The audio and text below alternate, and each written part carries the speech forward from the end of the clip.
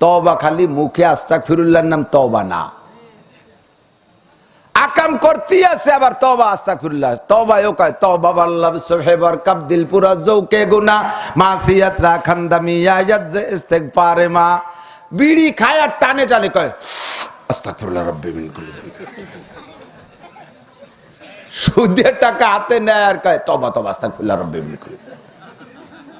বেরাকের খাতা কাল সকালে টাকা উঠবে বালিশের তলে গুইজে থর আস্তাগফিরুল্লাহ রাব্বি মিন কুল্লি যামব। মুখে ফোম মাখাইয়া বেলেট দিয়ে সুন্দর করে পুষায় আর পচে পচে আস্তাগফিরুল্লাহ রাব্বি মিন কুল্লি যামব আস্তাগফিরুল্লাহ রাব্বি। এটা হলো তওবার সাথে উপহাস করা। টাইম মতো না দেওয়ার নিয়ত করে যার কারণে দেওয়ার তৌফিকও ঠিক মতো হয় না। আমাদের এখানে টাইম মতো নামাজ হবে, এই জায়গার টাইমে আমরা উঠবস না করি, যেহেতু আমার সময় কম। আমি আমার চেষ্টা অনুযায়ী চেষ্টা করেছি, তো দেখলাম যে আল্লাহ তাআলা সময় মতো যতটুকু হোক আমাকে পৌঁছে দিয়েছেন আল্লাহ পাক রব্বুল আলামিনের কুদরত দিয়া। আমি এর জন্য ব্যক্তিগতভাবে ওয়াদা ঠিক রাখতে পারার কারণে শুকর আদায় করি আলহামদুলিল্লাহ। যদি একটু দেরি হয়, আমি চার আগে আসছি, মাগরিবের পর টাইম। সময় হলো অল্প, আমার কামাই বেশি, সময় কম কামাই বেশি। অল্প সময়ের ভিতরে আমার আপনারও সবারই সময় কম। ওমাল হায়াতুদ দুনিয়া ইল্লা কলিল, এ দুনিয়ার জিন্দেগি অতি কম, বলেন একেবারেই কম। মূল হায়াত কোন জায়গা ভাই? মরার পরে। মরার পরে হায়াতের কোনো শেষ নাই। আমি একদিন বয়ানের ভিতরে বলতেছি, বয়ান শেষে দুই যুবক এসে বলতেছে, হুজুর যেভাবে আখেরাতের টাইমের কথা বললেন আসলে কি ওই রকম নাকি আপনারা ভয় দেওয়ার জন্য কন? আমি কি কিরম কইছি? কইলেন কি যে এক ওয়াক্ত নামাজের জন্য 80 হুকবা জাহান্নাম। কত হুকবা? 80 হুকবা, 80 হুকবা। এক হুকবায় কত? 2,88,00,000 বছর। এক হুকবায় 2,88,00,000 বছর। তাহলে 2,88,00,000 বছর যদি এক হুকবায় হয়, 80 হুকবায় কত হবে? 230,40,00,000 বছর। 200 কোটি আরো 30 কোটি আরো 40 লক্ষ বছর এক ওয়াক্ত নামাজের জন্য পোড়া লাগবে। তাহলে 5 ওয়াক্তের জন্য কত হয়? মাসে 5 30 150 ওয়াক্ত, এতে কত হয়? বছরে 18-19 ওয়াক্ত, তাতে কত হয়? তাতে প্রায় 25 বছর নামাজ পড়ি না, এতে কত হয়? তুই এতদিন কি আখেরাত থাকবে? একটু কুমাইকন যা মানা যায়, একটু কুমাইকন যা মানা। আমার কি কুমানোর কায়দা আছে কন? আপনার কি কুমানোর উপায় আছে? ওটা হায়ার স্প্রিং চলতেই থাকবে, ওর কম নাই শোনা। তুমি যতই কল্পনা করো, যত কমানোর চেষ্টা করো, ও জগতের তো শেষ নাই। মাঝে মাঝে বলি, এই জমিন থেকে নিয়ে আসমান পর্যন্ত কত কিলোমিটার হবে? দূরত্ব মাপার কায়দা আছে? এখান থেকে ভাঙ্গা তার চেয়ে বেশি হবে না? হিসাব ছাড়া দূর। একটা রকেট জমিনের থেকে ফ্লাইট করে মঙ্গল গ্রহে যাওয়ার জন্য, রকেটটায় 1 ঘন্টায় 32,000 কিলোমিটার পথ যায়। 1 ঘন্টায় যায় 32,000 কিলোমিটার। ফ্লাইটের পরে মঙ্গল গ্রহে যাইতে লাগে তার অবিরাম চলতে থাকে। কোনো জায়গা তার চার দোকান নাই যেন দাঁড়ায় খাইয়ে চাটা খাইয়ে সময় নষ্ট হচ্ছে। রাস্তাঘাটে কোনো জায়গা তেলের পাম্প নাই যে তেল নিতে যে একটু সময় নষ্ট করে, খালি চলতেই থাকে। ওর তেল ভরে গেলে জমিনিতে তেল দেয়। একটানা 6 মাস, ঘন্টায় 32 কিলোমিটার যাইতে যাইতে 6 মাস লাগে মঙ্গল গ্রহে যাইতে। তাহলে মঙ্গল গ্রহ কত পথ হবে? এবার মঙ্গল গ্রহটা কত দূর? দুনিয়ার কাছে, দুনিয়ার পাশ দিয়ে নিকটে যে গ্রহগুলো, সবচাইতে নিকটের গ্রহ হলো মঙ্গল গ্রহ। এই তালমার মোড়ের ওই পাশে, এত নিকটের নিকটে। তাই যাইতে লাগে রকেটের 6 মাস। তাহলে মহাকাশ আসমান কত দূরে? আর আসমান কি ব্ল্যাঙ্ক ফাঁকা না? আসমান একটা ছাদ আছে, অবশ্যই আসমানে ছাদ আছে। আসমান একটা ছাদ, কতক্ষণ? সাবা সামাওয়াতিন তিবাকা। এবং প্রথম আসমানের থিকনেস পুরু, এই জমিন থেকে প্রথম আসমান যতটুক, প্রথম আসমানের থিকনেস পুরু অতটুক। এমন করে 7টা আসমান। এই জমিন থেকে প্রথম আসমানের দূরত্ব পৃথিবীর চতুর্দিক দিয়ে একই রকম। জমিন থেকে নিয়ে প্রথম আসমানের বিশাল এই মহাকাশের ফাঁকা যদি সরিষা দিয়ে ভরপুর করে দেন, সম্পূর্ণ কালি সরিষা, কোনো জায়গা ফাঁকা রাখেন নাই, সরিষা দিয়ে ভরা আর ভরা, কত সরিষা হবে। এবার আল্লাহ পাক যদি পাশে বড় একটা মাঠ বানাইয়া একটা পাখিরে দায়িত্ব দেয়, ও পাখি তুমি এই সরিষা ভান্ডার থেকে একটা করে সরিষা নিয়া ওই ফাঁকা মাঠের ভিতরে রাখবা। পাখি বলে আল্লাহ ডেলি আমার কয় হাজার বার আসা যাওয়া করতে হবে, ডেলি কত সরিষা নেব? কয় ডেলি কোনো সরিষা নাই, সপ্তাহে কোনো সরিষা নাই, মাসেও একটা নেওয়ার দায়িত্ব নাই, বছরে একটা নিবা না, যুগেও একটা নিবা না, শতবর্ষও নিবা না, প্রত্যেক 1000 বছর পরে একটা করে সরিষা এখান থেকে নিয়ে ওই মাঠে রাখবা। আল্লাহ কয়টা নেওয়ার পরে থামবো? সব কয়টা নিতে মানে কয়টা নিয়ে থাকি যাব? আল্লাহ কয় এই সরিষা সব নিয়ে শেষ করবা। শাহ আব্দুল হক মুহাদ্দিস দেহলভী রাহমাতুল্লাহ আলাইহি বলেন, এই পাখিটা একটা সরিষা 1000 বছর পরে নিবে, নিতে নিতে নিতে নিতে নিতে নিতে কোনো না কোনো একদিন এই বিশাল সরিষা ভান্ডার শেষ হয়ে যাবে। ও প্রাণ প্রিয় যুবক, তবু আখিরাতের দিন শেষ হবে না। আমাল হায়াতুদ দুনিয়া ইল্লা কালিল, এ দুনিয়ার জিন্দেগি একেবারেই সামান্য। ওয়া ইন্নাদ দারাল আখিরাতা লাহিয়াল হায়াওয়ান, হায়াত যদি বুঝতে চাও, জিন্দেগি যদি বুঝতে চাও, হায়াত যদি মাপতে চাও, তাহলে অরিজিনাল হায়াত হলো তোমার মরার পরে শুরু হবে, তো তার কোনো দিন শেষ হবে না। কতক্ষণ শুরু হবে তো শেষ হবে না, কোনো দিন শেষ হবে না। কাজেই তোমার এক ওয়াক্ত নামাজের জন্য 230 কোটি 40 লক্ষ বছর জাহান্নামে পোড়াবে, এমন করে তুমি যত বছর যতকাল নামাজ কাজা করেছো, এই নামাজের বিচার তোমাকে হবেই হবে। তুমি এ চিন্তা করো না যে পুড়ে যাওয়ার পরে জাহান্নামে এক ওয়াক্ত নামাজের কারণে পুড়তে পুড়তে আমি শেষ হয়ে যাব। তাও আমার আল্লাহ বলেন, কুল্লামা নাদিজাত জুলুদুহুম বাদদালনাহুম জুলুদান গায়র, ওরে প্রত্যেক মুহূর্তে মুহূর্তে তোমার এই শরীরের রক্ত মাংস পোড়াইয়া সাইবস্য করে শেষ করে দিয়ে আর একটা নতুন দেহ তোমারে দেওয়া হবে। লিয়ুযীকাহুমুল আযাব, যাতে একই দেহতে দীর্ঘক্ষণ শাস্তি দিলে দেহের মধ্যে একটা সহনীয়তা ভাব এসে যায়, ওইটা যাতে না আসে, নতুন নতুন শাস্তি তুমি নতুন করে উপভোগ করতে পারো, উপলব্ধি করতে পারো, এই জন্য দেহ চেঞ্জ করে দেওয়া হবে। তোমার রক্ত চেঞ্জ করা হবে, গোশত চেঞ্জ করা হবে, নতুন যে দেহটা তোমারে দেওয়া হবে আগের দেহের চাইতে নতুন দেহের ভিতরে 100 গুণ অনুভূতি শক্তি থাকবে, 100 গুণ। আগের বার পোড়া খায় যতটুকু কষ্ট পাইছো, দ্বিতীয় পোড়ায় তার চেয়ে 100 গুণ, তারপরে এবার আরো 100 গুণ, এমন করে গুণ হইতেই থাকবে। তুমি ভেবো না যে লম্বা টাইম পোড়া খাওয়ার পরে দেহের মধ্যে একটা সহনীয় ভাব আসবে, সহ্য ধৈর্য এসে যাবে, তা কিন্তু আসবে না। একটু ভয় হয় না অন্তরে? এ কথা আমার কথা না, এ কথা আমার আব্বা বলে নাই, আমার দাদা বলে নাই, এমন একটা লোক বলেছে যেই লোকটা সম্পর্কে আরবের কাফেররা পর্যন্ত মিথ্যারোপ করতে পারে নাই। চিরসত্যবাদী সাদেকুল মাসদুক আল আমিন, যেই আল আমিনকে আবু জাহেল নবী বলে স্বীকার করে নাই, কিন্তু নবী পাক মিথ্যে কথা বলে, এ কথা আবু জাহেল বলতে পারে নাই। আবু সুফিয়ান আবু জাহেল পাশাপাশি নেতা। আবু সুফিয়ান নবী পাকের চাচা, আবু জাহেলও রেস্তায় চাচা। আবু সুফিয়ান আবু জাহেলের ডাইকে নিয়ে কয় যে নেতা, এই যে মোহাম্মদ আমাদের ভাতিজা, ছেলে মানুষ 40 বছর পর্যন্ত তারে যেভাবে মানিয়ে আইছি, আমরা সব নেতারা তার কাছে হার খেয়ে গেছি। তুমি এই সৌদি আরবের গভর্নর, তাও তোমার তার কাছে মোহাম্মদের কাছে বুদ্ধি নিয়া লাগে। তারে কি কোনোদিন কোন জায়গা মিথ্যে কথা কতি পাইছো? আবু জাহেল কয় না, এ কথা বলার কায়দা নেই। মুহাম্মদ মিথ্যে কইছে তা বলার উপায়? সে কি কোনো মেয়ের সাথে চরিত্রহীনতা করছে? কতিবার আবু জাহেল কইতে বাজে কথা, ভাও কথা বাদ দে, মুহাম্মদ সম্পর্কে ওগুলো কল্পনাই করবি না। সে কি কে সাথে সিটারি বাটপাড়ি করছে? কইতে ভাবাই যায় না। আমাদের কাহারও সাথে কি বিয়াদবি করছে এটা সে জানেই না, বিয়াদবি তার ডিকশনারিতে নাই। যে গুণের কথা বলে সেই গুণটাই মুহাম্মদ সাল্লাল্লাহু আলাইহি ওয়াসাল্লামের আছে, আর যেই দোষটার কথা বলে ওইটাই তার অভিধানের ভিতরে খুঁজে পায় না। তাহলে নেতা, তাহলে মুহাম্মদ যে কয় লা ইলাহা ইল্লাল্লাহ মুহাম্মাদুর রাসূলুল্লাহ, এ কথা মানিয়ে নিতে অসুবিধে কি? কয় যারা পাগল, মুহাম্মদ নবী, এর মধ্যে সন্দেহ নাই। কুরআন আসে তার কাছে, তার মধ্যে সন্দেহ নাই। জিব্রাইল আসে, এর মধ্যেও কোনো সন্দেহ নাই। কিন্তু আমি আর তুই যদি স্বীকৃতি দেই, তাহলে আমাকে নেতৃত্ব খাটো হয়ে যায়, বুঝিস না? সমস্যা হলো স্বীকৃতি দিয়ে নেতৃত্ব ছুটে যাওয়ার ভয়তে শুধু মানি না, বাকি মুহাম্মাদের সব সত্য। যেরকম সুবহানাল্লাহ, আল্লাহু আকবার।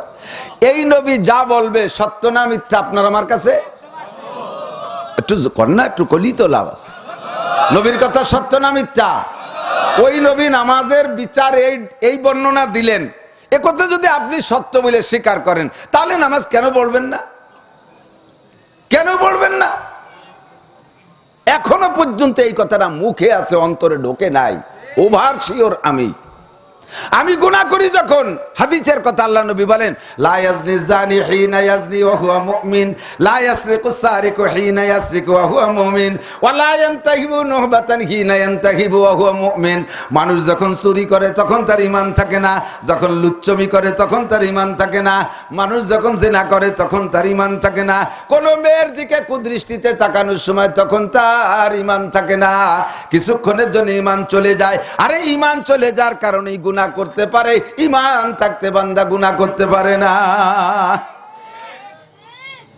এই ঈমানের ভিতরে বাড়তি আর কমতি আছে। ঈমান ইয়াজিদু ওয়া ইয়ানকুসু, ঈমান বাড়েও কমে। নবীদের ঈমান ফেরেশতাদের ঈমান বাড়েও না কমেও না। ফেরেশতাদের ঈমান আর নবীদের ঈমান বাড়েও না, যতটুক দরকার ততটুক হইয়া বেলুন ভরে রইছে।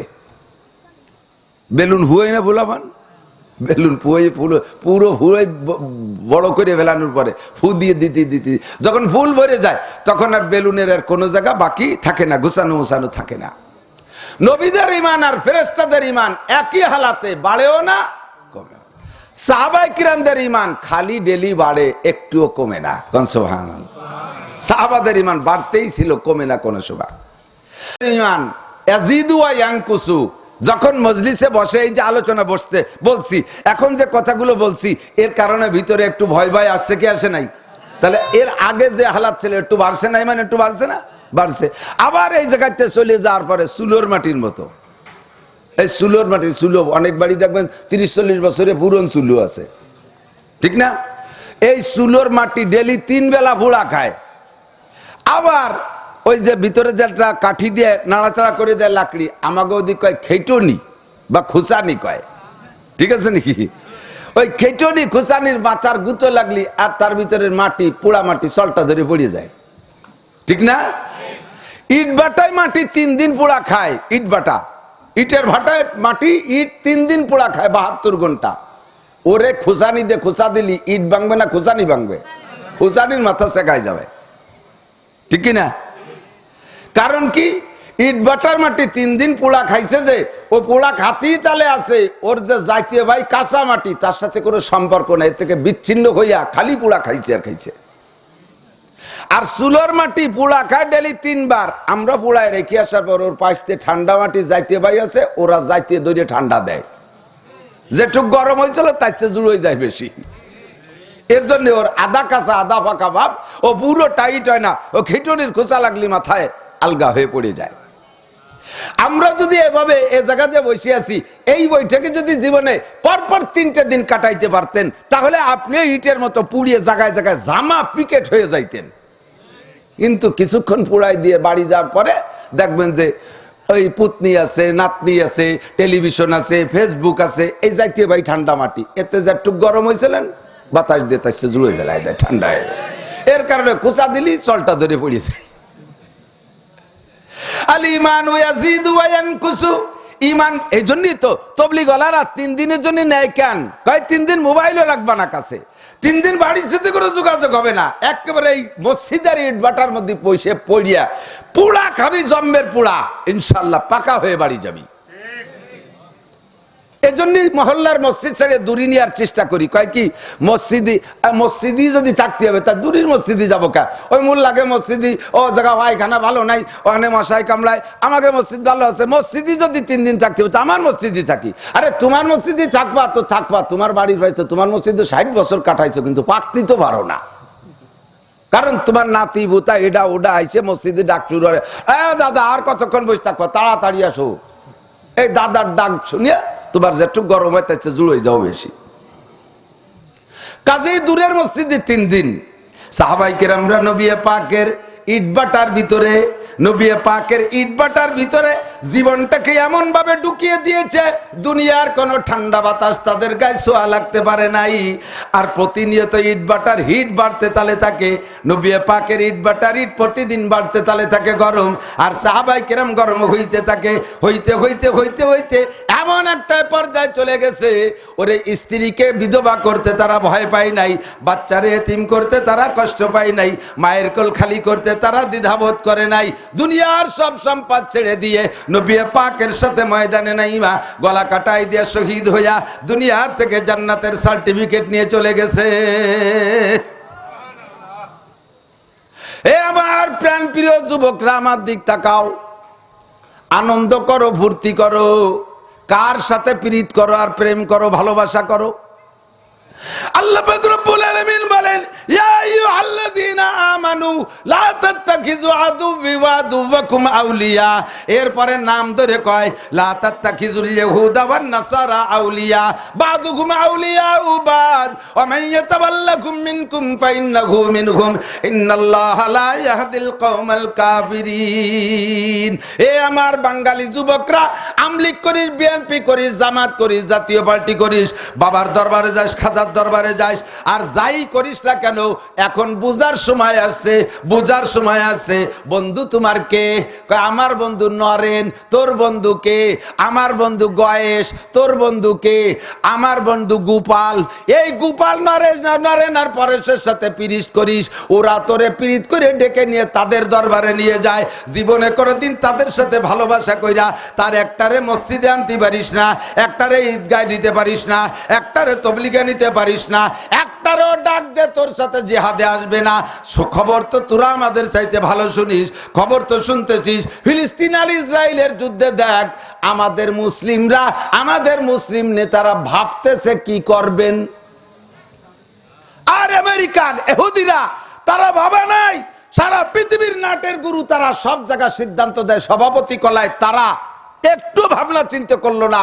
ইসরায়েলের উপরে যখন ফিলিস্তিন আক্রমণ করছে, সাথে সাথে সবচাইতে বড় নৌবহর যুদ্ধাস্ত্র সহ পাঠায় দেশে, তা পৌঁছে যাচ্ছে। বাড়ির ধারে আমাকে দাদা বাবুরা আমাকে সাথে এত পিরিত, ও পাশে পাকিস্তান, এ পাশে বাংলাদেশ, দুই পাকিস্তান দুই পাশে। এখন না এটা বাংলাদেশ হয়েছে, একসময় তো দুই পাকিস্তান। ভারত 30 কোটির উপরে মুসলমান, বিশ্বের শ্রেষ্ঠ ধর্মীয় প্রতিষ্ঠান বড় বড় গুলো ভারতে, দারুল উলুম দেওবন্দ সহ লক্ষ লক্ষ উলামায়ে কিরামের বসবাস। সেই ভারতের মোদি সাথে সাথে সেই দিন শনিবারেই ইসরায়েলের সাথে একাত্মতা ঘোষণা দেয়। তোমার পিরিত কার সাথে? তোমার ভালোবাসা কার সাথে? মুসলমান তুমি এখনো কানে পানি যায় না। আল্লাহ কালা তাত্তাখিযু আদুওয়ি ওয়া আদুওয়াকুম আউলিয়া। আমার শত্রু আর তোদের শত্রু যারা, তাদের সাথে বন্ধুত্বতা করবি না, পিরিত মোটে তাদের সাথে না।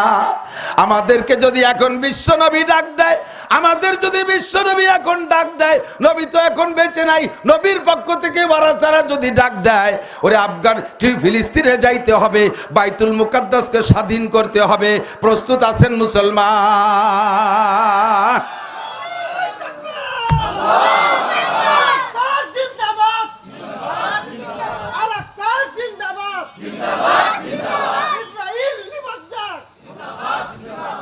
নারায়ে তাকবীর।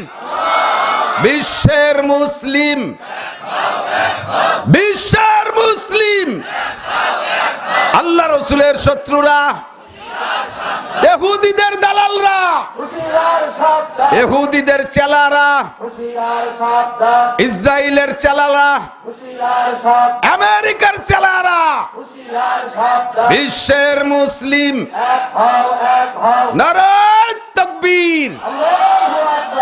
পারি না কিছু, ওই তাকবীরটা তো দিতে পারি। এর আওয়াজের মধ্যে কিরফিন বানাচ্ছেন নাকি? ও আসছে কতজন, আমি একটু আসতে কই। তোমারে জেহাদে ডাকলি, ঘরের মধ্যে শুয়ে তসবি টিপ্পানে আওয়াজ ঠুক দেব, তার মধ্যে কৃপণতা করব না। কতক্ষণ এটুকু কাজে লেগে যেতে পারে। ইব্রাহিম আলাইহিস সালামকে পোড়ানোর জন্য নমরুদ কত বড় অগ্নিকুণ্ড তৈরি করছে। বাবুল শহরের যত কাফের ছিল, সমস্ত কাফেরকে 1 মাস অর্ডার ছিল বাধ্যতামূলক, এখানে নাম লেখাইয়া হাজিরে দিয়ে 1 মণ করে শাল কাঠ অথবা লোহা কাঠ তুই যে জায়গাতে পারিস জোগাড় করে দিয়ে যাবি। সাবালেক যারা ছিল, প্রত্যেক সাবালেক নারী আর পুরুষ ডেলি 1 মণ শাল কাঠ অথবা লোহা কাঠ, নর্মাল কোনো কাঠ দিলে হবে না, কারণ কাঠ শক্ত হলে আগুনও শক্ত হয়। শাল কাঠ লোহা কাঠ 1 মাস পর্যন্ত এক শহরের মানুষ শাল লোহা কাঠ জমা করছে। কি পরিমাণ কাঠ হইছে? 1 সপ্তাহ পর্যন্ত তেল মারিয়ে ফুঙ্কার দিয়ে আগুন জ্বালাইছে, আগুন 2 মাইল উপরে উঠে গেছে, ভিতরে ধুমো ধুমো কালো জাহান্নামের আগুনের রূপ তার আগুনের ভিতরে। এই আগুন দুনিয়ার কোন ফায়ার সার্ভিস দিয়ে নিবানো সম্ভব? ব্যাঙ্গে যাইয়ে কয় কি আল্লাহ আমার তো সহ্য হচ্ছে না, আমি কি করব, আমি কি নিভিয়ে দেব এই আগুন? আল্লাহ কয় তোর কাছে দমকল আছে, ফায়ার সার্ভিস আছে, তোর কাছে কি আছে? কয় যা আছে আমি চেষ্টা তো করতে পারি। আবে দরিয়ারা আগার না তো আকাশী, ব্যঙ্গে কয় আবে দরিয়ারা আগার না তো আকাশী হাম্বা কদরে তেসনাগি বায়াদ চাষিদ। তুমি যদি আমি ব্যাংরে কইতে এই সাগরে বাড়ি শেষে বেলাবি, আমার যদি ফরজ হুকুম দিতে তাহলে আমি পারি না পারি, চেষ্টা তো করতে হতো আমার। আমি ব্যাট ভরে সাগরেতে খাইয়ে উপরে এসে ঢেলি দেবো, এইভাবে তো চেষ্টা করবো। তাই বিশাল আগুন আমি নিভাতে পারবো না, তা আমিও জানি। আমি চেষ্টা কি করতে পারবো? ইব্রাহিমের পক্ষে আমি চেষ্টা করতে পারবো না? আল্লাহ কর সাগরেতে যে পানি খাইয়ে পেট বইয়ে টাইম মতো অপেক্ষা করলি তো পানি পেটেতে পেশাব হয়ে যায়। যখন পেশাবে চাপ দিছে ব্যাঙ্গের জাম করে যে 3 বার পেশাব করে দিছে নমরুদের আগুনে, আর তেলের আগুনের মধ্যে পানি পড়লি তো আরো বাড়িয়ে যায়। এতে বাড়ছে যা, তাতে ইব্রাহিম আলাইহিস সালামের ক্ষতি নাই, আর বাড়ানোও ব্যাঙ্গের উদ্দেশ্য না, উদ্দেশ্য হলো নিবেনু, পানি দিলি তো নেবে আগুন। সেই চেষ্টা করে 3 বার পানি মারছে, তাতে আগুনের জাররা পরিমাণ ক্ষতি হয় নাই। যা যে আগুন সেই আগুনই আছে, লাভ হয়ে গেছে ব্যাঙ্গের, লাভ হয়ে গেছে ব্যাঙ্গের। ইব্রাহিম আলাইহিস সালামের লাভ হয় নাই, নমরুদেরও ক্ষতি হয় নাই, লাভ হয়ে গেছে ব্যাঙ্গের। তোরে 3টে পুরস্কার দিলাম, কয়টা? ব্যাঙ্গরে আল্লাহ 3টে পুরস্কার দিয়েছে। 1 নম্বর পুরস্কার, তোর পেশাবে কোনোদিন কম পড়বে না, তোর পেশাবে কোনোদিন অভাব হবে না। রাত্রি 8টা দিলি পারা অনেক সময় ব্যাঙ্গের গায়ে লাথি লাগে না, পেশাব করে দেয়, দেখছেন না? এই পেশাব এক রাত্রি ব্যাঙ্গের গায়ে যদি 100 বারও লাথি লাগে, 100 বার পেশাব করবে, মাঝে ওর পানি খেয়ে আসা লাগে না। এরপরেও পেশাব পাই কোন জায়গা? ওর চাইতে পেশাবের ওজন বেশি হয়ে যাবে। তোর পেশাবে কোনোদিন কম পড়বে না, বরকত দিয়ে দিলাম 1 পুরস্কার। 2 নম্বরে আশরাফুল মাখলুকাত, মানব জাতি সৃষ্টির শ্রেষ্ঠ, তাদের পেশাবও না পাক, কিন্তু তোর পেশাবরে আমি পাক ঘোষণা দিলাম। ওই ব্যাঙ্গের পেশাব গায়ে লাগলে, কাপড়ই লাগলে, ওই অবস্থায় নামাজ পড়বেন না, কাপড় পাল্টানো লাগবে না। দাম বাড়ছে কার? কি এর শেষে একটু পেশাব করে দিয়েছে, তাতে আগুনের কোনো ক্ষতি হয়নি, ইব্রাহিমের কোনো উপকার হয়নি, লাভ হচ্ছে সব ব্যাঙ্গের। 3 নম্বর পুরস্কার, তোর জীবনের এত মূল্যায়ন করে দিলাম আমি। অনার্থক যদি কোনো ব্যক্তি একটা ব্যাংকে হত্যা করে ফেলে, যে ব্যাংকে ক্ষতি করে না, যে ব্যাংকে ক্ষতি করে না এমন একটা ব্যাংকে যদি আপনি মেরে ফেলান, তাতে যে গুনাহ হয়, এই গুনাহ মোচনের জন্য যে কাফফারা দিতে হবে, তা হলো একটা খাসি জবাই করে আল্লাহর রাস্তায় লুটোই দিতে হবে। ও ব্যাং, তোর জীবনের দাম একটা খাসির চাইতে বাড়াই দিলাম। তুই আমার ইব্রাহিমের পক্ষে স্লোগান দিয়েছিস, তুই আমার ইব্রাহিমের পক্ষে কাজ করেছিস। আবে দরিয়া রা আগার না তুয়া কাশিদ হাম্বা কদরে তেশরাগি বায়াদ চাশিদ। আমার নবীরে নবী মানে না ইহুদির বংশ, আমার নবীরে নবী মানে না নাসারার বংশ, আমার আল্লাহকে আল্লাহ মানে না হিন্দু বুদ্ধ খ্রিস্টানরা। কাজেই তারা জীবনে কোনোদিন আমার বন্ধু হতে পারে? কথা কন পারে? তারা যদি আসে কামান নিয়ে, কমপক্ষে আমি বাঁশের একটা কেড়াইল নিয়ে হলেও নেমে যাব। আমার যা আছে ব্যাঙ্গের মতো তাই মেরে দেব। ওরে নমরুদ, এহুদ, নাসারা, কারুন, হামান, ওই গোষ্ঠীর কোনো ক্ষতি যদি নাও হয়, আমার এতটুক ন্যূনতম চেষ্টার ওসিলায়, আমার এই দরদার ব্যথার ওসিলায় আমাকে আল্লাহ পাক দাম বাড়াইয়া দিবে। দুঃখ লাগে মুসলিম কান্ট্রির উপরে, প্রায় 1.5 মুসলিম দেশ, এরা কোরআন হাদিস পড়ছে, মুসলমান সব রাজা বাচ্চারা কোরআন জানে। ওরে সৌদির ওই সালমানের ছেলে মুহাম্মদ, ও কিন্তু ভালো বিজ্ঞযোগ্য আলেম, ও কোরআনে পড়ছে ইয়াকুম মিনকুম ইশরুনা সাবিরুনা ইয়াগলিবু মিয়াতাইন। মুসলমান যদি 20 জন ইমানি বলে বলিয়ান হয়ে দাঁড়িয়ে থাকতে পারো, আল্লাহ কোনো অস্ত্রের নাম বলে নাই, আল্লাহ বলছে ইমানের মতো অস্ত্র নিয়া, ইমানের মতো অস্ত্র নিয়ে 20 জন যদি দাঁড়িয়ে থাকতে পারো, 200 জন কাফের তোমাদের মোকাবেলায় টিকতে পারবে না। অর্থাৎ শতকরা 10 জন, 200 জনে 20 জন হলে শতকরা 10 জন, মুসলমান হবে 10%, কাফের হবে 90%। তাও মুসলমানের সামনে টিকতে পারবে না। এদের নারায়ে তাকবীরের ধ্বনির ভিতরে আল্লাহ পাক রব্বুল আলামিন আসমান থেকে একটা সাউন্ড দিয়ে দেয়, যেই সাউন্ডে কাফেরের কলজা ফাইটা যায়।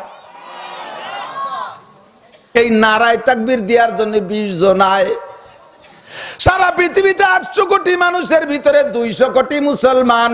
আমরা বর্তমানে 10% না, আল্লাহর রহমতে মুসলমান আমরা 25%। তাহলে যেই পার্সেন্ট হলে বিজয় হয় তার চাইতে আমরা অনেক বেশি আছি, কথা কোন ঠিক না? কিন্তু কোরআন পড়ি বন্ধু, কোরআন মানি না, কোরআন রে বুঝি না, কোরআনের পর আমল করি না, যার কারণে আল্লাহ পাক আমাদেরকে পিছে ফেলাই দিচ্ছে। ও জামানা মে মুআজ্জাজতে হামেলে কুরআন হোকর হাম জলিল খার হুয়ে তারকে কুরআন হোকর। যতদিন আমার দিক, যতদিন মুসলমানের গলায় কোরআন ছিল, জবানে কোরআন ছিল, সিনার মধ্যে কোরআন ছিল, আল্লাহ ছিল অন্তরের ভিতরে, অতদিন পর্যন্ত মুসলমানের জয় ছিল। দুঃখ হলো মুসলমান কোরআন ছাইড়া দিয়া, মুসলমান কোরআন ছেড়ে দিয়ে সেই ইংরেজি পড়াকে ক্রেডিটের বিষয় মনে করে, ইংরেজ হওয়াকে ক্রেডিটের বিষয় মনে করে, যার কারণে মুসলমান অমুসলমান খ্রিস্টান ইহুদ নাসারাদের পা চাটা হয়ে গেছে। তোমাদেরকে তারা ফুটবলের মতো লাথি মারে। বাংলাদেশে বিশ্বজয়ী হাফেজ সালে আহমদ তাকরিম সহ আরো পরপর কয়েকজন বিশ্বজয়ী হয়ে আসছে। 111, 12, 15, 17 দেশের মধ্যে বিজয় লাভ করে আসছে। ও বাঙালি যুবকরা, একটা বারও তাদের জন্য তোমরা আনন্দ মিছিল করলে না, তাদের জন্য কোনো আনন্দ দিবস তোমরা পালন করলে না। আর তোমাদের যাইয়া কেউরা যদি একটু বিদেশেতে খেলিয়ে টেলিয়ে আসে, তুমি তোমার দেশের কেউ খেলুক আর না খেলুক, সেই ইহুদির বাচ্চারা কাতার আইসা জয় হয়ে গেছে, তাদের নামে বাংলাদেশে 1 কিলোমিটার 1.5 কিলোমিটার পতাকা মারাও, 1 কিলোমিটার 1.5 কিলোমিটার পতাকা বানাও, বাপের জমি বেচে পতাকা টানাও, বাপ বিটা গন্ডগোল করো, এদের জন্য হেরে গেলে তুমি আত্মহত্যা পর্যন্ত করো। আয় তুই মরে আয়, তোর জন্য জাহান্নামের দরজা একেবারে 7টাই উন্মুক্ত খোলা রাখা।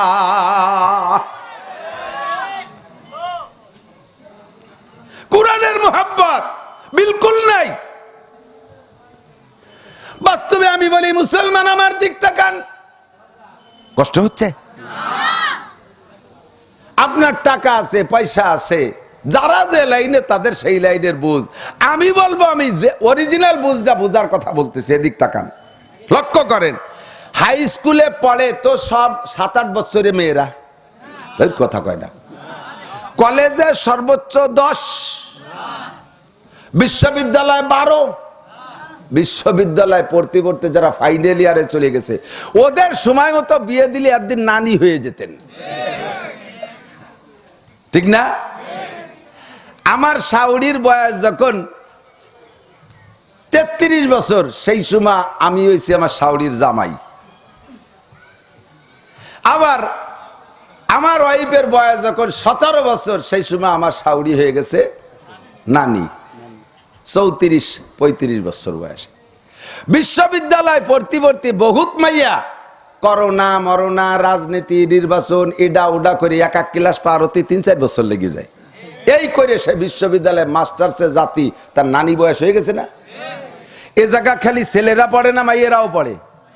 হাই স্কুলে সহশিক্ষা আছে না বাংলাদেশে?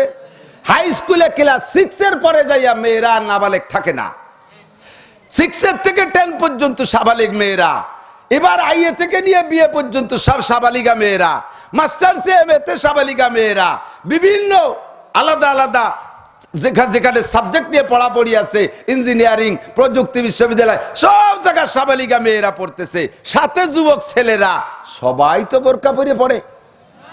ওখানে মেয়েরা আলাদা ঘরের মধ্যে থাকে, ওখানে একটা ছেলে যাওয়ার অধিকার আমি মনে হচ্ছে যে নাই কবেন, আছে না নাই? একসাথে গলা ধরে ঘোরাঘুরি করে, বিশ্ববিদ্যালয়ের গাছতলা 2 জন বসে বসে তসবি টেপে, আছে না নাই? এই যে কাজগুলো বিশ্ববিদ্যালয়, হাই স্কুল, কলেজের মাঠে ময়দানে অবিরাম হয়, এতে তো তাদের দেখা সাক্ষাতে বড় বড় নেকি হয়। একবার সাক্ষাতে একটা উমরান নেকি, একটু হাত ধতি বালিবারা কবুল হজেন নেকি, আরো কিছু হলিবারা আরো বড় নেকি, সব কি হবে কথা কন? কি হবে আপনারা কন? ও জায়গা কি হবে কন? কি গুনাহ? জোর হলো না, আরো জোরে। আপনারাই কইছেন, আমি একবারও কই নেই। হয়তো আপনারা দিয়েছেন কবিরা গুনাহ। সেই জায়গা ফ্যাসিলিটি বিল্ডিং করে দিতে পারলে ক্রেডিট জাড়ে, সে জায়গা একটা আবাসিক হোটেল করে দিতে পারলে ক্রেডিট আব্বা মার নামে আবাসিক হোটেল, ওখানে হোটেলের মধ্যে যা হবে তা তোমার আব্বা মা নিয়মিত পাবে। তুমি দলিল করে দিছো, রেকর্ড পর্চা টর্চা দিয়ে দিছো, কথা কন পাবে কি পাবে না? সৎকাতিন জারিয়া, নেক কাজ কেমন যেমন জারিয়া হয়, গুনার কাজও এরকম জারিয়া হয়। মা বাবার নামে দিয়ে দেছো, তোমার নামে দিয়ে দেছো, 10 বিঘে জমি দিয়ে দেছো, বিরাট বিল্ডিং করে দেছো, ও জায়গা যতকাল পর্যন্ত সহশিক্ষা শিয়ানা সাবালিক যুবক ছেলে মেয়েরা ওখানে চলাফেরা করবে, মাস্টারদের সাথে দেখা হবে, আল্লাহর কসম অবিরাম গুনাহ হবে। এই গুনাহ পাওয়ার ভিতরে তুমি ক্রেডিট জাড়ো, সাইনবোর্ড টানায় দাও, করিয়ে দিয়ে গল্প মারো। আর এই জায়গায় একখান টিন কিনে দিলে, ও জায়গায় 1 ফুট জায়গা টাইলস করে দিলে, ওর পর বসে আল্লাহর মেহমান গরিবরা বসে কোরআন শরীফ পড়বে। কোরআন শরীফ পড়বে যতদিন এই জায়গা থাকবে, এ জায়গা নেকি হবে না গুনাহ হবে? নেকি হবে না গুনাহ হবে? এ জায়গা চাইতে গেলে আপনার একেবারে গাই বানানোর মতো বানানো লাগে, তারপরে একটু দুধ বেরোই না। আরো কয় কি হ্যাঁ মাহফিলেটা মিলে গালি টা দাও তা তোমার কাছে টা চাবো না, চাবো কি হিন্দু পড়া যাইয়ে? টাকা আপনারা দেবেন না দেবে কে? হিন্দুরা আমাদেরকে মারে, বুদ্ধরা আমাদেরকে মারে। আল কুফরু মিল্লাতুন ওয়াহিদা, সারা দুনিয়ার কাফের মিলে একই কাফের। হিন্দুরা আলাদা ধর্ম, বুদ্ধরা আলাদা ধর্ম, ইহুদি আলাদা ধর্ম, নাসারা আলাদা ধর্ম, ফার ডিফারেন্স। আল্লাহর কোরআনে কয় ক্বালাতিল ইয়াহুদু লাইসাতিন নাসারা আলা শাই ওয়া ক্বালাতিন নাসারা লাইসাতিল ইয়াহুদু আলা শাই। ইহুদিরা কয় নাসারা কোনো জাতি না, নাসারারা কয় তোরা মুনিশির গন্ধ নাই তোকে গায়। 2 দল মিলে হিন্দুকে কয় ঠাউরকে লাগে কোন সাগে, 3 দল মিলে বুদ্ধকে কয় তোরা পয়দা হয়েছিস কি জন্য। 4 দলের ভিতরে ঝামেলা, যখন গন্ডগোল লাগে তখন 4 দল মিলে 1 দল হয়। মার খালি মুসলমান, মার ফিলিস্তিনের মুসলমান, মার আফগানের মুসলমান, মার ইরাকের মুসলমান। এবার বাঙালি মুসলমানরা ইমানকে মজবুত করো, ইসলামকে সামনে রাখো, কোরআনকে আবার গলায় ঝুলাও, পতাকার মাথায় কোরআন ঝুলাও পতাকার মাথায় কোরআন। আমাদের মাননীয় প্রধানমন্ত্রী জননেত্রী শেখ হাসিনা এই কিছুদিন আগে ফিলিস্তিন ইসরায়েলের নির্বাচনে সে জায়গা ফিলিস্তিনকে ভোট দিয়েছে। ওনার বক্তব্য মুসলমান জীবন ভরে ফিলিস্তিনের সাথে থাকবে, কথা কন বাংলাদেশ জীবন ভরে মুসলমানের সাথে থাকবে। কাজেই আমাদের নেত্রী যেহেতু আছে, এ জায়গা আমাদের স্লোগান দিতে কমপক্ষে আপাতত যে ভয় ভাই তা তো নাই। উনিও আমাদের মুজাহিদ, উনিও জিহাদে আছে। তো মুসলমান টিকে থাকার জন্য ক্যান্টনমেন্ট লাগে, সৈনিকদের জন্য কি লাগে? ক্যান্টনমেন্ট লাগে না? তো ক্যান্টনমেন্ট, মুসলমানদের ক্যান্টনমেন্ট কি? মসজিদ আর মাদ্রাসা। মসজিদ আর কোন জায়গা জড়ো হই নাই, 2টা জায়গা আমরা জড়ো হই, মসজিদ মাদ্রাসায় চলে আসছি, জুমার দিন মসজিদে যাই, 2টা আমাদের ক্যান্টনমেন্ট। উলাইকা হিজবুল্লাহ, আর আপনাদের নাম রাখছে আল্লাহ হিজবুল্লাহ। ওই লেবাননের দলের নাম কি? হিজবুল্লাহ। লেবাননের সৈনিকদের নাম কি? হিজবুল্লাহ। আর সারা পৃথিবীর মুসলমানদের নাম আল্লাহ রেখেছে হিজবুল্লাহ। হিজবুল মানে সৈনিক, আল্লাহ মানে আল্লাহ, মানে আল্লাহর সৈনিক। আমরা সবাই আল্লাহর সৈনিক, সুবহানাল্লাহ। আল্লাহ আমাদের উপাধি দিয়েছে। মজবুত থাকতে রাজি আছেন না ইনশাআল্লাহ? যুবকরা যদি এখনই ডাক দেওয়া হয় যে ভারতের ভিতর দিয়ে রাস্তা খুলে দেওয়া হয়েছে, পাকিস্তানের ভিতর দিয়ে চলে যাওয়া যাবে ফিলিস্তিন, রাজি আছেন কোন কোন যুবক? রেডি? দেখছেন এই যে 80 বছরের যুবক রেডি, সব যুবক হয়ে গেছে আল্লাহর রহমতে। বুড়োকে ভিতরে নতুন গরম এসে গেছে, ঠিক না? আপনারা ইমানদার বলেন আলহামদুলিল্লাহ। আমার নবী ইহকাল ও পরকালের সুসংবাদদাতা, বলেন আলহামদুলিল্লাহ। আল্লাহ পাক কোরআনে কারিমের ভিতরে নবীকে ডাক দিয়ে বলেন, নবী আপনারে পাঠাইছি কি জন্য জানেন? ইয়া আইয়ুহান নবী, হে আমার নবী। ইয়া আইয়ুহা মুহাম্মদ, ইয়া আইয়ুহাল মুহাম্মদ কই নেই, নবীর নাম ধরে ডাকেন আল্লাহ কোন সময়। আল্লাহু আকবার, কত বড় দামি নবী আমাদের। সব নবীর নাম কোরআন শরীফের ভিতরে যাদের নাম আসছে, নাম ধরে ধরে ডাক দিয়েছে আল্লাহ। ইয়া ইয়াহইয়া খুজিল কিতাব, ইয়া মুসা, ইয়া ইব্রাহিম, এভাবে নাম ধরে ধরে ডাকছে। কত বড় জলিলুল কদর নবী রাসূল, তারপরও আল্লাহ তাআলা তাদেরকে নাম ধরে রেখেছেন। আমার নবীকে আল্লাহ তাআলা নাম ধরে এভাবে ডাক দেন নাই, নাম ধরে ডাকেন নাই, উপাধি। দিক তাকান, আমি যতদিন ছোট ছিলাম আমার মা আমাকে নাসির করে ডাকতো, নাসির করে ডাকতো। আমি যখন আলেম হয়ে গেছি, এরপরে আমার মা আমারে কোনোদিন নাসির করে ডাকছে আমার মনে হয় না। আমাকে কয় বাবা, বাবা কয়ে ডাকে অথবা মৌলানা কয়ে ডাকে, আর নাম কয় না। আমি আমার মায়ের কাছে কি কোনোদিন বুড়ো হব? আমি আমার মায়ের কাছে জীবন ভরেই সেই ছোটকালে সেই সকালে নাসির, কিন্তু যখন বড় হয়ে গেছি আমার সম্মান চতুর্দিকে ছড়িয়ে পড়ছে, আমার মা আমাকে সেই সম্মানে ডাকে। আমার নবী মুহাম্মদুর রাসূলুল্লাহ সাল্লাল্লাহু আলাইহি সাল্লাম বিশ্ব নবী, আমার নবীকে আল্লাহ তাআলা তার সম্মান দিয়ে ডাকে, ইয়া আইয়ুহান নবী, ও আমার প্রিয় নবী, ইন্না আরসালনাকা, আমি অবশ্যই তোমাকে প্রেরণ করেছি অনেক কাজের জন্য। তা কয়েকটা কাজের কথা আমি এই আয়াতের মধ্যে বলি। এক নম্বরে শাহেদান, তুমি উম্মতের পক্ষে সাক্ষী দিবা, পক্ষে বিপক্ষে সাক্ষী দিবা। তুমি যেমন সাক্ষী দিবা আমি কিয়ামতে বিচার সেরকম করব। তুমি সত্য সাক্ষী দিতে, নবীকে আল্লাহ সাক্ষী দিতে তো উপস্থিত থাকা লাগে, প্রেজেন্ট না থাকলে না দেখলে কি কব। আমি এখন আছি, যে কয়জন সামনে আছে তাদের ভালো মন্দ কইতে পারবো, যে জামানায় ছিলাম না তাদের সাক্ষী কিভাবে দেব, আর যে জামানায় থাকবো না কিয়ামত পর্যন্ত ওদের সাক্ষী কিভাবে দেব। আল্লাহ পাক রব্বুল আলামিন বলেন, তোমার সামনে একটা কম্পিউটার আসছে, ওই কম্পিউটারের ভিতরে বাটন চাপ দিবা, দেখবা যে সব কালে সবার খবর ওর মধ্যে চলে আসছে। নাম কি? শাহরু রমাদানাল্লাযী উনজিলা ফীহিল কুরআন হুদাল লিন-নাসি ওয়া বায়িনাতিম মিনাল হুদা ওয়াল ফুরকান। ওই কম্পিউটারের নাম আল কুরআন। ওর মধ্যে সব আছে না নাই? ফিরাউন মুসা নবীর সাথে যা যা করছে আছে না? ইব্রাহিম আলাইহিস সালামের সাথে নমরুদ যা করছে আছে না? হুদ আলাইহিস সালাতু ওয়াস সালামের সাথে তৎকালীন সাদ্দাত যা করছে সব ওর মধ্যে আছে। নূহ আলাইহিস সালামের সাথে উম্মতে যা করছে সব আছে। কিয়ামত পর্যন্ত যা হবে সব কোরআনে কারীমের মধ্যে আছে। এই কোরআন দেখে দেখে আপনি যা বলবেন তাহা সত্য হবে, আপনি মিথ্যা সাক্ষীদাতা হবেন না। কোন সুবহানাল্লাহ। শাহেদান, আরেকটা কথা, আরেকটা কাজ আপনার, মুবাশশির, উম্মতরে কিছু সুসংবাদ দেবেন। উম্মতরে সুসংবাদ দিলে, মানুষকে সুসংবাদ দিলে মানুষের কাজের প্রতি আগ্রহ বাড়ে, আগ্রহ বাড়ে, ইবাদতের প্রতি আগ্রহ বাড়ে, ইমানের প্রতি আগ্রহ বাড়ে। এই জন্য সুসংবাদ দেবেন। কি সুসংবাদ দেবো আল্লাহ বলো? কয় যে যত সুসংবাদ আছে তার মধ্যে প্রথম সুসংবাদ, আমি যে ভয় দিছি সর্বপ্রথম, ওই ভয়টা কাটানো সুসংবাদ আল্লাহ পাক বলেন, বলে দাও, কুল ইয়া ইবাদিয়াল্লাযীনা আসরাফু, এক নম্বর সুসংবাদ, কুল ইয়া ইবাদিয়াল্লাযীনা আসরাফু আলা আনফুসিহিম লা তাকনাতু মির রাহমাতিল্লাহ ইন্নাল্লাহা ইয়াগফিরুদ যুনুবা জামিয়া। ও আমার বান্দারা, বলে দেন হে নবী তোমার উম্মতকে, হে নবী তুমি তোমার উম্মতকে বলে দাও, হে বান্দারা, যারা গুনাহ করেছো, যারা গুনাহ করেছো, হাত্তাকে নামাজও পড়ো নাই, রোজাও রাখো নাই, অনেক গুনাহ করেছো, জিনা করেছো, মদ খেয়েছো, গাঁজা খেয়েছো, ধোঁকাবাজি করেছো, মিথ্যা কথা বলেছো, হাজারো অন্যায় করেছো, কোনো ভয় নাই। লা তাকনাতু মির রাহমাতিল্লাহ, আল্লাহর রহমত থেকে নিরাশা হয়ো না। ইন্নাল্লাহা ইয়াগফিরুদ যুনুবা জামিয়া, আল্লাহ তাআলা সব গুনাহ maaf করে দেওয়ার ওয়াদা করলেন। জোরে কোন সুবহানাল্লাহ। সব গুনাহ maaf, সব গুনাহ maaf করে দিয়ে একটা গুনাহও থাকবে না। আমারে বাতাস দিও না, এতক্ষণ দাও নাই যেতে, এখন দিও না, আন্দিলি গলা বসে দিবে না। সব গুনাহ maaf করে দিবেন আল্লাহ তাআলা, সব গুনাহ, একটা গুনাহও থাকবে না। শর্ত হলো, আল্লাহ পাক কোরআন শরীফের ভিতরে আরেক জায়গা বলেন, লা তুশরিক বিল্লাহ, শুধু তোমার আমল নামার মধ্যে শিরকি গুনাহটা থাকতে পারবে না। হ্যাঁ, যদি শিরকি গুনাহ করে থাকো, তাও যদি থাকে, তাও মাফ করার জন্য আল্লাহ তাআলা ব্যবস্থা। এবার এদিক তাকান, আপনার মোবাইলের ভিতরে মেমোরি কার্ডে আপনি 32 জিবি মেমোরিতে লোড দিয়েছেন, সব ভালো ভালো মন্দ সব তা দিয়েছেন।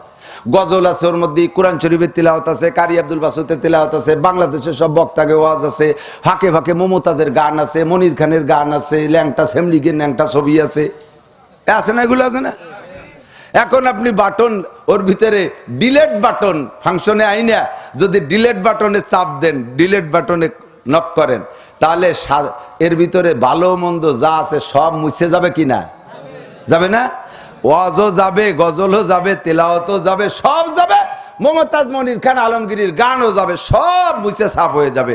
আল্লাহ পাক বলেন, তোমার জিন্দেগীর ছোট বড় সগীরা কবিরা, এমনকি শিরক আর কুফর আর বিদআতও যদি তুমি আমলনামা থেকে মুছতে চাও, তোমার মেমোরি কার্ড থেকে ডিলিট করতে চাও, তার জন্য একটা ডিলিট বাটন আছে, সেটা হলো আল্লাহ পাক বলেন, ইউদাফ লাহুল আযাবু ইয়াওমাল কিয়ামাতি ওয়া ইয়াখলুদ ফীহি মুহানা ইল্লা মান তাবা, ইল্লা মান তাবা। আমার সাথে একটু পড়তে পারবেন?